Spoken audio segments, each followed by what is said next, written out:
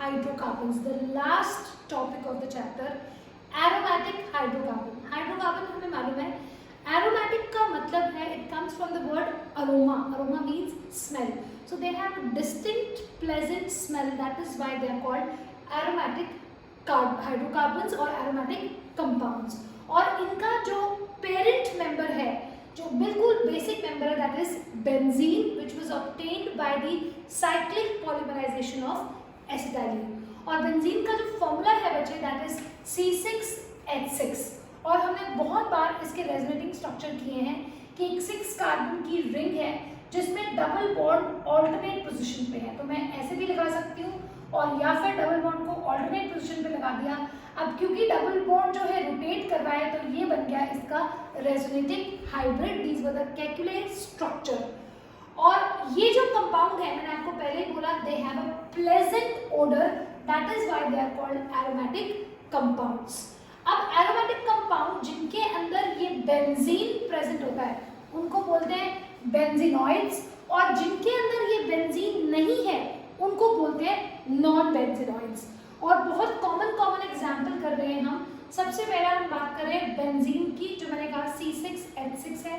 फिर बात कर रही हूँ नैप्थलीन, फॉर्मूला C10H8. अब बच्चे इसके अंदर फॉर्मूला याद करने का तरीका क्या है? एक आपको जनरल फॉर्मूला याद करना है, CnH2n-6m, where m is the number of rings. जैसे फॉर एग्जाम्पल यहाँ पर 1 रिंग है, तो कार्बन का वैल्यू क्या है? कार्बन की वैल्यू है 6, तो ये बन गया C6. H2n का मतलब हो गया 12 -6 into 1 रिंग, तो क्या बन गया? C6H12 -6, तो ये बन गया C6H6. सिमिलरली अगर बात करती हूँ नैप्थलीन की, तो देखिए कितने कार्बन आइटम है? 6 कार्बन ये हो गए, 7, 8, 9, 10. तो C10 अगर फॉर्मूला में लगाती हूँ C10H2n, 2n था तो दैट मीन्स 2 into 10 20 -6m. तो m का मतलब है नंबर ऑफ रिंग्स. कितनी रिंग्स हैं? 2. तो ये आएगा 20 - 12, दैट इज 8. फॉर्मूला बन गया C10H8. अगर आपके पास रिंग्स आ गई 3, तो फॉर्मूला कैसे बनेगा बच्चे? पहले कार्बन काउंट करते हैं. 6, 7, 8, 9, 10, 11, 12, 13, 14. तो C14 और H कैसे निकालेंगे? अब देखिए 2 into 14 -6m. m मतलब रिंग्स कितनी है? 3. तो 14 2 जा 28 -6 3 जा 18. तो ये आ गया C14H10, which is called एंथ्राजीन. तो अगर फ्यूज्ड रिंग्स हैं, अगर सिंगल रिंग है बेंजीन, 2 रिंग्स आपस में फ्यूज्ड है नैप्थलीन, और अगर 3 रिंग्स आपस में फ्यूज है तो एंथ्रासीन. ध्यान रखो, एक बेंजीन में 3 डबल बॉन्ड थे, फिर आपके पास 3 डबल बॉन्ड सेकंड रिंग में आ गए, 2 बार डबल बॉन्ड्स, और अगर थर्ड रिंग आ रही है उसमें भी 2 बार डबल बॉन्ड्स. कितने डबल बॉन्ड्स आते हैं इसके लिए we will study Huckel's rule. पर उससे पहले हम ये भी देख लेते हैं, जैसे मैंने पहले बताया आपको हक्कल्स रूल करने से पहले, कि बेंजीन की जो रेजोनेंस है एक कैल्कुले के स्ट्रक्चर है और एक डिवार स्ट्रक्चर्स हैं जो हमने केमिकल बॉन्डिंग में किया हुआ है. कैल्कुले के स्ट्रक्चर्स मोर एप्रोप्रिएट है और ये बन जाता है इनका hybrid. Hybrid actually dotted circle था जिसको फाइनली कन्वीनियंस के लिए हमने सर्कल कर दिया. और डिवार के स्ट्रक्चर्स में इतने ज़्यादा एप्लीकेबल नहीं है. 2 बेंजीन के बीच में डबल बॉन्ड है, आपस में ऑपोजिट पोजीशंस पे लगे हुए कार्बन है, वहाँ पे हमने एक स्ट्रेट लाइन लगा दी. तो ये 3 स्ट्रक्चर जो है रेजोनेटिंग स्ट्रक्चर्स जो है बेंजीन के डिवार स्ट्रक्चर्स हैं, एंड दीज आर दी कैल्कुलेट structures. And now we will do the Huckel's rule to find out whether the compound is aromatic और not. But now, after discussing the resonating structure of benzene, let us talk about the orbital structure of benzene. बच्चे हमें बड़ी अच्छी तरह से मालूम है, whenever there is a double bond between carbon-carbon, the hybridization is sp2. Single bond में sp3 होती है, ट्रिपल बॉन्ड में sp, और अगर हम डबल बॉन्ड की बात करें तो उसमें कौन सी हाइब्रिडाइजेशन है? sp2. That means in benzene each carbon atom is sp2 hybridized. और अगर sp2 हाइब्रिडाइज्ड है तो इसका मतलब 1p ऑर्बिटल रिमेन्स अनहाइब्रिडाइज्ड. अब बच्चे ये जो 3 sp2 हाइब्रिडाइज्ड ऑर्बिटल्स हैं ये क्या करते हैं, इसको समझते हैं बच्चे. देखिए, out of the 3 hybrid orbitals 2 overlap axially with the orbitals of neighboring carbon atom on both sides forming sigma bond. जैसे फॉर एग्जाम्पल इस कार्बन एटम को देखते हैं बच्चे, तो ये 3 1 2 और 3 इसके sp2 हाइब्रिडाइज्ड ऑर्बिटल्स हैं। इसमें से ये 2 ऑर्बिटल्स आप देख रहे हो साइड पे जो नेबरिंग कार्बन एटम है उसके साथ एक्सियली ओवरलैप कर रहा है, हेड ऑन ओवरलैप कर रहा है। इसका मतलब क्या बना रहा है? Sigma bond. इसका मतलब हम कह सकते हैं इन जनरल किसी भी कार्बन एटम को देख लो, जो साइड पे पड़े हुए 2 नेबरिंग कार्बन एटम है उसके साथ एक्सियली ओवरलैप करके सिग्मा बॉन्ड बना रहा है।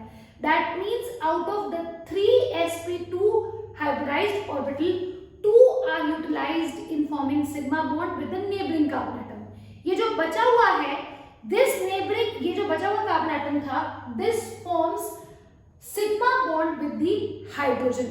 तो ये जो हाइड्रोजन के साथ सिग्मा बॉन्ड बनाया है बचे हुए तीसरे sp2 हाइब्रिडाइज्ड ऑर्बिटल में, हम कहते हैं the third hybridised orbital of carbon atom overlaps with half filled orbital of hydrogen atom resulting in carbon hydrogen bond. कौन सा bond? Carbon hydrogen sigma bond. Thus benzene has a planar structure क्योंकि sp2 hybridization है, bond angle is 120 degree. So you can see here the structure, ये सिर्फ orbital overlap दिखाया हुआ है हमने for the hybridized orbitals. तो overlap of hybridized orbital of carbon atom to form sigma bonds. 2 sigma bond neighbouring carbon atom के साथ, 1 sigma bond hydrogen के साथ। हर एक हाइड्रोजन एटम जो है कार्बन के, हर कार्बन के जो थर्ड बचा हुआ hybridized p orbital, hybridized sp2 orbital था उसके साथ बनाता है सिग्मा बॉन्ड। अब ये जो बच्चे अनहाइब्रिडाइज्ड p ऑर्बिटल बचे हैं इनका क्या होगा? ये जो अनहाइब्रिडाइज्ड p ऑर्बिटल बचे हैं, इस पर्टिकुलर डायग्राम के अंदर मैंने मेन फोकस किया है unhybridised 2p orbital on each carbon atom. अब क्या करते हैं बच्चे, ये जो अनहाइब्रिडाइज्ड ऑर्बिटल हैं 6 कार्बन के, ये आपस में साइडवेज ओवरलैप करते हैं। ओवरलैप करने के तरीके क्या है बच्चे? एक तो ये है कि ये आपस में ओवरलैप कर ले, ये ओवरलैप कर ले एंड दीज टू ओवरलैप। ये डायग्राम नंबर 1 है। दूसरा मेथड ये था कि ऊपर वाले 2 p ऑर्बिटल्स और नीचे वाले जो आपके दिखाई दे रहे हैं ये 2 आपस में ओवरलैप कर ले, ये 2 आपस में overlap. So there are different ways in which the p orbital can overlap, और इसीलिए हम ये कहते हैं कि ये जो इलेक्ट्रॉन क्लाउड है, जब ये साइडवेज ओवरलैप कर रहे हैं तो पाई इलेक्ट्रॉन क्लाउड है, ये कहीं पे भी एक जगह पे रुका हुआ नहीं है, this is spread out. Spread out के लिए क्या वर्ड यूज करते हैं? Delocalised. So the pi electron cloud is delocalised. तो क्या कहूंगी मैं? The unhybridised 2p orbital left on each carbon atom overlaps sideways with a similar orbital on either sides to form 2 sets of pi bonds. The resultant pi orbital cloud is spread. Spread का मतलब delocalized. Spread over all the 6 atoms.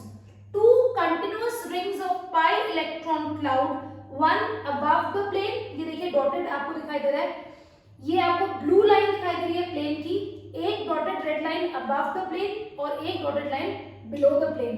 इसका मतलब ये जो benzene का structure है that is a planar structure in which the carbon carbon bond length is 139 picometer which is intermediate of single bond carbon carbon का 154 picometer और जो triple bond double bond है कार्बन का दैट इज 133 पिकोमीटर। तो single bond और double bond 154 और 133 के बीच की बॉन्ड लेंथ है 139 पिकोमीटर। और ये इंटरमीडिएट क्यों है? क्योंकि डबल बॉन्ड जो है वो बच्चे 6 कार्बन एटम्स में जब बन रहा है तो there are 2 different arrangements possible which makes the pi electron cloud more delocalized giving it a planar structure. So बच्चे as we discussed, तो benzene becomes a flat molecule in which 6 carbon atoms are arranged at the corner of the hexagon. Now the pi electron cloud or charge in benzene is not confined to the space between 2 carbon atoms. जैसे अगर मैं ethene की बात करती हूँ तो हम double bond लगाते हैं 2 कार्बन एटम के बीच में, तो यहाँ पर जो ये पाई इलेक्ट्रॉन क्लाउड है डबल बॉन्ड में एक बॉन्ड होता है सिग्मा और एक होता है पाई।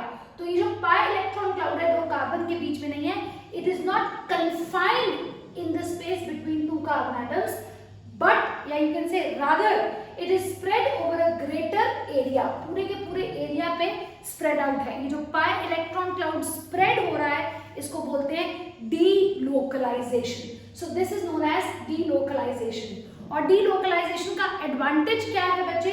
Delocalisation results in the stronger bond than the normal pi bond and accounts for greater stability of molecule। अब मैं कह रही हूँ कि डीलोकलाइजेशन की वजह से मॉलिक्यूल के अंदर स्टेबिलिटी बढ़ गई। आप क्यों मानोगे इस बात को? क्योंकि ये एविडेंट है। एविडेंट कैसे है बच्चे? जो डबल बॉन्डेड मॉलिक्यूल्स हैं, एल्कीन्स हैं, ये रिएक्टिव होते हैं। रिएक्टिव होते हैं, एडिशन रिएक्शन शो करते हैं। लेकिन क्योंकि बेंजीन के अंदर डीलोकलाइजेशन है, डीलोकलाइजेशन ऑफ पाई क्लाउड की वजह से स्टेबिलिटी है, और स्टेबिलिटी की वजह से बेंजीन जो है it does not undergo addition reaction, rather it shows substitution reaction like alkanes. आपको याद होगा एल्केन्स शो करते हैं सब्स्टिट्यूशन रिएक्शन। तो ये जो delocalization of pi electron cloud का, इसकी वजह से स्टेबिलिटी हो गई, और स्टेबिलिटी के कारण एडिशन रिएक्शन शो नहीं कर रहा। कौन से रिएक्शन शो कर रहा है? Substitution reaction like nitration, sulphonation and halogenation. अभी हम नेक्स्ट वीडियो में ये रिएक्शंस करेंगे। So that means benzene becomes more stable. और एक और पॉइंट है जो इसकी स्टेबिलिटी को वेरीफाई करता है, दैट इज जो एक्चुअल मॉलिक्यूल ऑफ बेंजीन है it is more stable. More stable का मतलब क्या है? जो अगर हम एक हाइपोथेटिकल साइक्लोहेक्साट्राईन, साइक्लोहेक्सेन जैसे होता है, तो साइक्लिक कंपाउंड 6 कार्बन एटम का जिसमें 3 डबल बॉन्ड हो, तो क्या बन जाएगा? साइक्लो, 6 कार्बन है हेक्सा, 3 डबल बॉन्ड है ट्राईन। ये जो हाइपोथेटिकल साइक्लोहेक्साट्राईन मॉलिक्यूल होता, उसके कंपैरेटिवली बेंजीन का मॉलिक्यूल ज्यादा स्टेबल है, और एनर्जी कितनी है स्टेबिलिटी की? 150.4 किलोजूल्स पर मोल। दैट मींस बेंजीन की एनर्जी 150.4 किलोजूल्स पर मोल कम है एज कंपेयर टू साइक्लोहेक्साट्राईन, एक हाइपोथेटिकल मॉलिक्यूल। और ये जो एनर्जी कम है इट इज बिकॉज यहाँ पर बेंजीन रेजोनेटिंग स्ट्रक्चर शो कर रहा है। 2 पॉसिबल अरेंजमेंट्स हैं जहाँ पे पाई इलेक्ट्रॉन एक दूसरे से ओवरलैप करेंगे, और इसकी वजह से ये जो रेजोनेंस एनर्जी है, रेजोनेटिंग स्ट्रक्चर्स की वजह से स्टेबिलिटी इंक्रीज होती है, और जो एनर्जी रिलीज हो रही है that is called resonance energy. तो हम ये कहते हैं कि बेंजीन का जो मोस्ट स्टेबल स्ट्रक्चर होता है, जैसे फॉर एग्जांपल बच्चे हम ये कहते हैं कि this is the hybrid structure of benzene. तो ये जो हाइब्रिड है, रेजोनेटिंग हाइब्रिड है, it is more stable than the other structures by energy difference of 150.4 kilojoules per mole, known as resonance energy।